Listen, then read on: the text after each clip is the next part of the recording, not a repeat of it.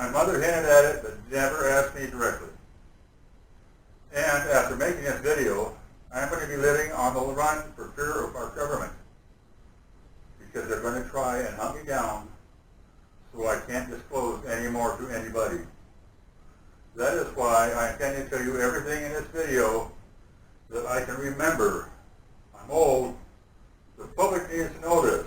Some of the most amazing discoveries and achievements of mankind are being hidden from you. That is not right. My story starts as a kid. I grew up in a small town, southern Nevada. My dad was an aerospace engineer. I remember he always worked late hours. He could never tell us what he did for a job. My mom always told me not to ask him about it. He taught me to fly at an early age. I was a licensed pilot at 15. And when I got old enough, I went into the Marine Corps as a pilot.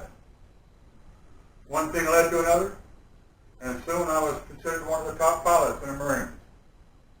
At the time, I was 28 years old and was thinking about leaving the Marine Corps. Maybe finding a job back home, starting a family. That is, until I received the letter.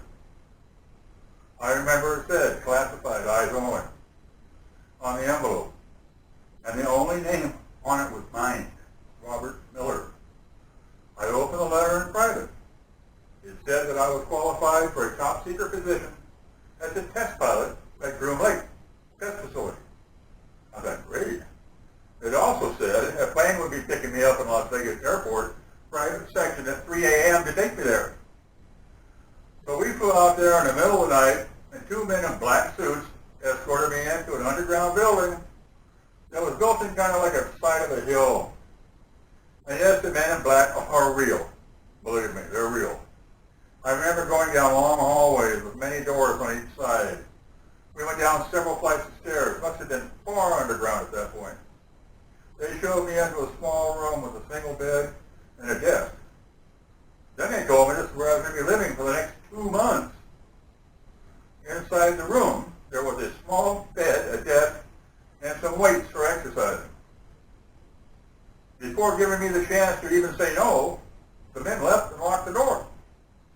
You can't object to these people. You have to comply no matter what.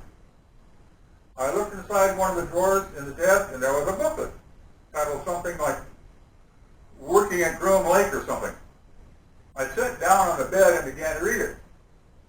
It mentioned that there were 1,200 other employees working in the top secret base, and the public didn't know it existed. It stated that the base also went by the name Area 51. It said the only way to get a job at Area 51 was to be invited by an insider.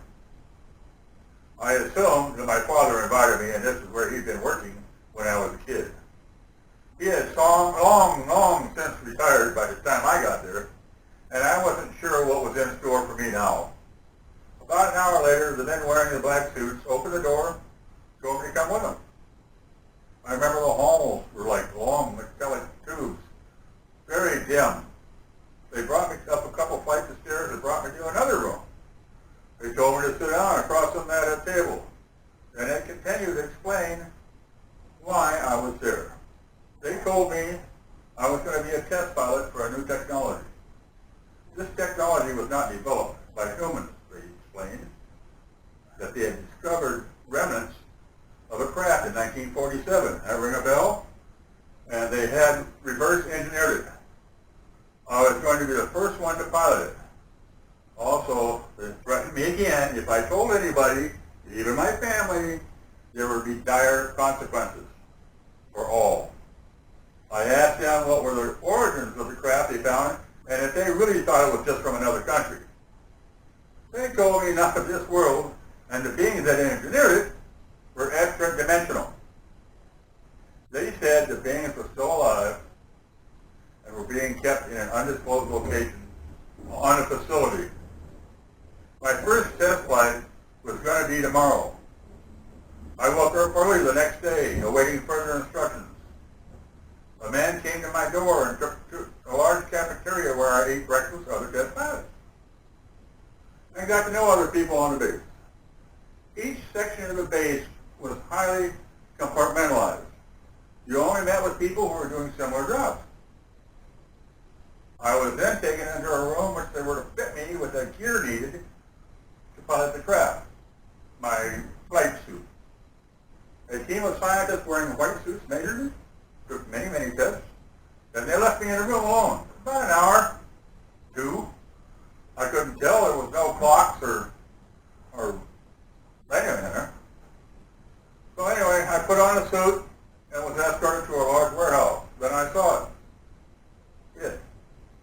In the middle of this warehouse was a large disc-shaped craft. I would have estimated 50 feet from end to end, edge to edge. There was a transparent dome at the top, and I assumed that this is where I was going to pilot it. The few engineers came to me and began explaining how the craft worked. It was powered by an antimatter reactor. One engineer told me that the reactor produced bursts of intense energy that could actually generate wormholes and make the craft travel at near the speed of light. They then said that my test flight was going to be delayed until the next day because they had to explain to me everything I needed to know in order to be able to pilot this thing. Now, I'm just going off what I can remember. There was a lot of specifics, gauges and things, but as I've gotten older, so I'm telling you as much as I can possibly remember. I do remember they brought me inside the craft and up to the pilot seat. There was only room for one person in that giant craft. I looked around the cockpit and only saw a seat. No joystick, no steering wheel, no other controls, many odd-looking gauges, but no controls. There was, however, a helmet that I was going to be putting on. They told me that the craft was controlled telepathically. The helmet measured my brain waves and was to control the craft by simply thinking about it. After a hard night of trying to sleep thinking about this, morning came, and it was finally time to take the craft for the first test flight. They brought it out under a tarp and ordered everyone working on the base to go inside. They wanted to keep everybody not knowing about this secret technology to a bare minimum. The only people outside that witnessed the test flight were a few scientists, engineers, air traffic controllers in the tower. I was wearing the suit they give me, and after everybody was inside, they took the tarp off. And they told me it was time. There were a lot of cameras facing that aircraft. I climbed up the ladder alone, this time, to the cockpit, if you can call it that. I put on my helmet, plugged it in. I was given clearance by air traffic control, and it was time to take off. I was told to imagine the craft starting to float off the ground. But you know, it didn't work that way. Instead, I had to imagine that I was the craft, like part of it. I began thinking of myself floating off the ground, and I felt vibrations from the antimatter reactor below me as it started to fire up. Within 10 seconds, the craft was off the ground, and I was flying. I looked around out of the dome and saw the people on the ground filming this historical event.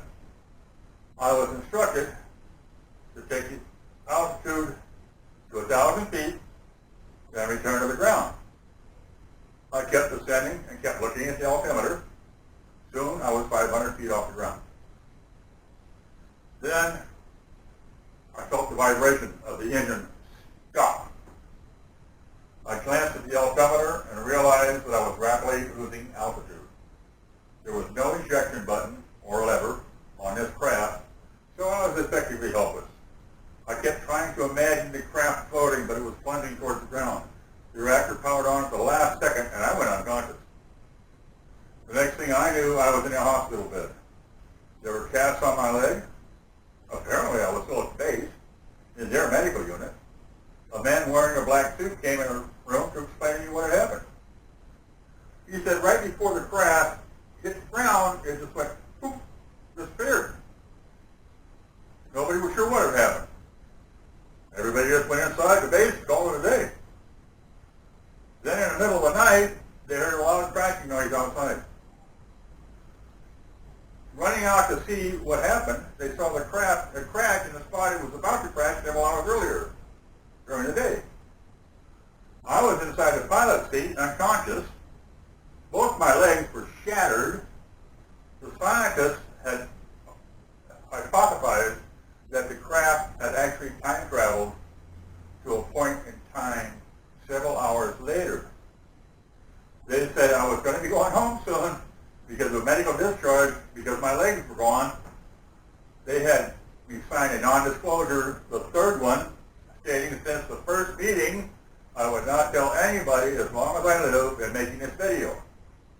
Well, as you can see, I have gone against this NDA contract because I feel that the public needs to know about this. Mind you, they had this technology in the 1950s. Imagine what secret technology they might have right now. If anything happens to me within coming days, well, you're going to know why, I guess.